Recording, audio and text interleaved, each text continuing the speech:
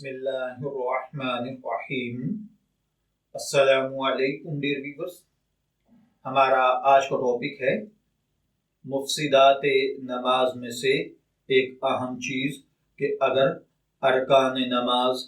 یا شرائط نماز میں سے کوئی شرط یا رکن ختم ہو جائے، چاہے وہ نماز کی صحت کی شرط ہو یا نماز کے وجوب کی،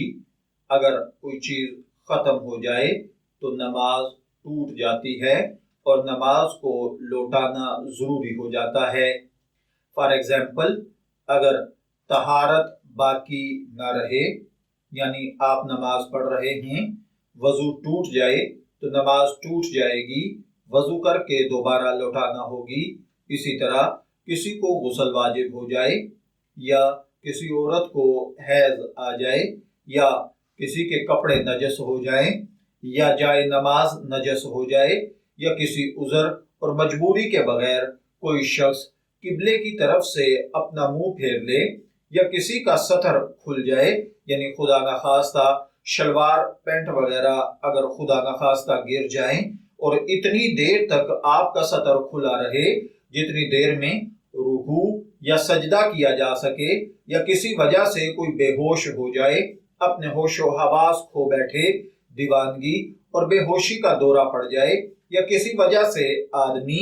مدہوش ہو جائے، غرض نماز کے فرائض یعنی شرائط اور ارکان میں سے اگر کوئی ایک چیز بھی جاتی رہے تو نماز ٹوٹ جائے گی، اور اس کو پورا کر کے، یعنی اس کمی کو پورا کر کے، اگر غسل کی ضرورت ہے غسل کیجئے، وضو کی ضرورت ہے وضو کیجئے، کپڑے ناپاک ہو گئے ہیں کپڑے تبدیل کیجئے، یا کپڑوں کو دھو کر پاک کر لیجئے۔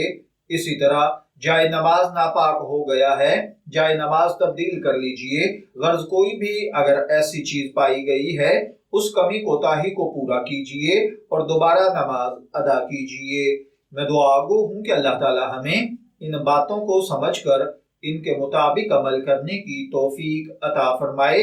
شبی رحمت کو اجازت دیجئے، پھر حاضر ہوں گے کسی نئے ٹاپک کے ساتھ، تب تک کے لیے اللہ حافظ۔